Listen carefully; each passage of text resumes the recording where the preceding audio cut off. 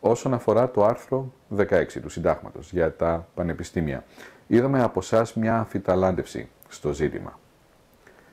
Η αναθεώρηση του άρθρου 16 πιστεύω ότι θα επιτρέψει στην Ελλάδα να αποκτήσει ένα πλαίσιο ποιοτικών προδιαγραφών λειτουργίας για τα πανεπιστήμια της, ιδιωτικά και δημόσια. Άρα, η αναθεώρηση του άρθρου 16 είναι επιβεβλημένη για να βελτιωθεί κάπως η κατάσταση στον χώρο της ιδιωτικής παιδείας αλλά και της δημόσιας. Ποια είναι τελικά η θέση σας όσον αφορά την αναθεώρηση του άρθρου 16 προς την κατεύθυνση των μη κερδοσκοπικών, μη κρατικών πανεπιστημίων? Σε ό,τι αφορά το πανεπιστήμιο, η θέση μας είναι ξεκάθαρη. Εμείς θεωρούμε ότι πρέπει να στηριχθεί η δημόσια και δωρεάν παιδεία. Δυστυχώς, στη χώρα μας έχουμε μια υποχρηματοδότηση της δημόσιας παιδείας και πρέπει επίσης να κάνουμε και γι' αυτό μιλάμε για ένα 5% του ΑΕΠ που πρέπει να πάει στην παιδεία, στην δημόσια παιδεία, αλλά και δεύτερον έχουμε πει για τις μεγάλες αλλαγές που χρειάζονται και στα πανεπιστήμια. Θα ξέρετε κι εσείς ότι η δυνατότητα μεγαλύτερων επιλογών, πιο εύκολης και πιο ευέλικτης πρόσβασης των νέων και όχι μόνο των νέων, αλλά και των μεγαλύτερων στην ηλικία στην τριτοβάθμια εκπαίδευση, είτε από το community college όπως υπάρχει στην Αμερική, είτε στο πανεπιστήμιο, είναι πάρα πολύ βασικό στοιχείο. Σήμερα στην Ελλάδα αυτό δεν υπάρχει. Και δεν υπάρχει διότι είναι έντονα συγκεντρωτικό το πανεπιστημιακό σύστημα και έντονα γραφειοκρατικό. Και περισσότερο ασχολούνται οι καθηγητές και οι φοιτητές με την γραφειοκρατία και τις δυσκολίες ενός μη ευέλικτου συστήματος παρά με την ουσία της εκπαίδευσης. Γι' αυτό εμείς μιλάμε για την δημόσια παιδεία. Παράλληλα όμως πρέπει να οργανωθεί και να μπει τάξη στον χώρο της μη κρατικής παιδείας. Και σήμερα υπάρχει εκεί ένα χάος. Πάρα πολλά παραρτήματα ξένων πανεπιστημίων είτε καλών είτε και κακών έχουν έδρα στην Ελλάδα και δίνουν παιδεία και δίνουν και πτυχία. Δυστυχώς, εάν δεν έρθει το κράτος να τα αξιολογήσει αυτά, τότε θα πρέπει τότε βεβαίως θα έχουμε μια αρνητική εξέλιξη. Εγώ θεωρώ πιο σημαντικό από το άρθρο 16, το οποίο συμφωνώ πρέπει να αλλάξει προς αυτή την κατεύθυνση και αυτή είναι η θέση μας. Πιο σημαντικό όμως είναι να γίνει η αξιολόγηση, η σοβαρή αυτών των ιδρυμάτων. Για την ηλεκτρονική διακυβέρνηση, δυστυχώς η Ελλάδα έχει μείνει πίσω σε πάρα πολλά θέματα ηλεκτρονικής διακυβέρνησης και συνεπώς συμμετοχής του πολίτη και κοινωνίας πολιτών υλοποιήσιμης μέσω του διαδικτύου και των νέων τεχνολογιών πληροφορίας. Ακόμη και το ΠΑΣΟΚ, το οποίο ήταν το πρωτοπόρο κόμμα στην εφαρμογή τέτοιων τεχνολογιών στην Ελλάδα, δεν κατόρθωσε να στήσει ένα πλήρως ηλεκτρονικό σύστημα διεξαγωγής των προεδρικών του εκλογών στις 11 Νοεμβρίου.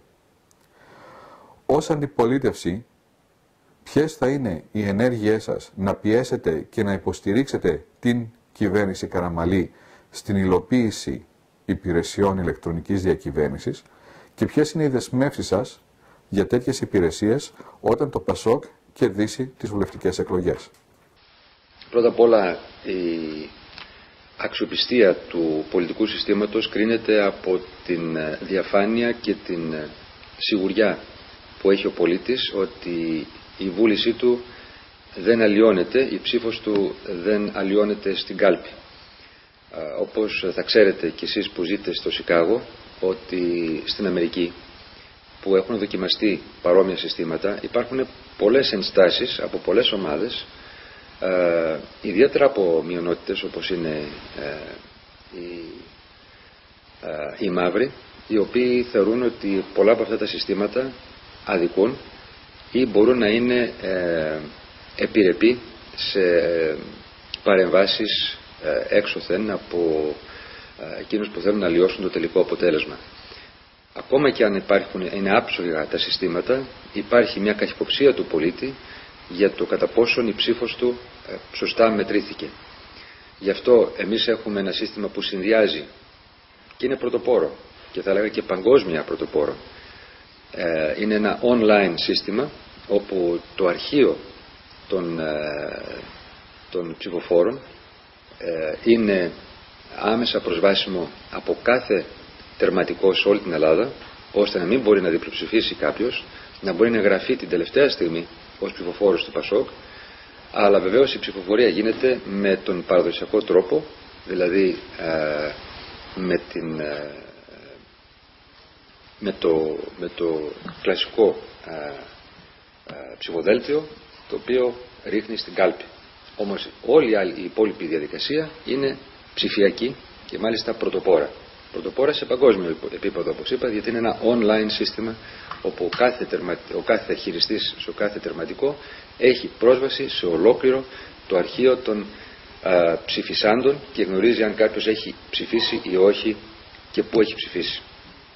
Το δεύτερο βεβαίως είναι ότι το ΠΑΣΟΚ έχει στο πρόγραμμά του ως βασική ανάγκη για την ανάπτυξη της ψηφιακής Ελλάδας την λεγόμενη ψηφιακή διακυβέρνηση, το e-government, διότι θεωρούμε ότι αυτός είναι ο βασικός τρόπος να διασφαλίσουμε τη διαφάνεια στις πολιτικές μας και στις αποφάσεις μας, στην διαχείριση των χρημάτων. Είναι ο βασικός τρόπος να σπάσουμε την γραφειοκρατία, είναι ο πιο βασικός τρόπος να δώσουμε σωστές υπηρεσίες στον πολίτη, αλλά και να αλλάξουμε και τις υπηρεσίες όπως στον χώρο της παιδείας, με την τηλεπαιδεία ή με την αξιοποίηση του διαδικτύου για βασικές γνώσεις ή για το ψηφιακό σύγγραμμα, το οποίο είχα προτείνει εδώ και πολλά χρόνια για τα πανεπιστήμια, αντί να αγοράζουν ένα σύγγραμμα του καθηγητή το κράτος και να το δίνει δωρεάν στα παιδιά, να μπορεί να το έχουν και με μεγάλη και πρόσβαση πολλών μέσα από το διαδίκτυο. Στο οποίο βεβαίως αντέδρασε ένα μεγάλο μέρος του καθηγητικού κατεστημένου εδώ στην Ελλάδα. Αλλά επίσης μέσα από το διαδίκτυο να μπορούμε να έχουμε και υπηρεσίες προς τον πολίτη. Κάναμε ένα πολύ μεγάλο βήμα. Κάναμε τα κέντρα εξυπηρέτησης πολιτών, τα οποία θεωρούνται από τον Έλληνο πολίτη ο πιο αξιόπιστος θεσμός στη χώρα μας. Δηλαδή, πάει ο πολίτης σε ένα κέντρο εξυπηρέτησης πολιτών και άμεσα αυτό το κέντρο κάνει την γραφειοκρατική διαδικασία εκ μέρους του πολίτη για να μην τρέχει σε πολλά υπουργεία. Αυτό σιγά σιγά θα ενδυναμωθεί και θα στηριχθεί πάνω σε πάρα πολλές υπηρεσίες. Βεβαίως θα φτάσουμε και στο σημείο που πολλά από αυτά να μπορούν να γίνονται και από το σπίτι ή από τη δουλειά, δηλαδή να μην χρειάζεται καν να πηγαίνει ο πολίτης και σε αυτό το κέντρο.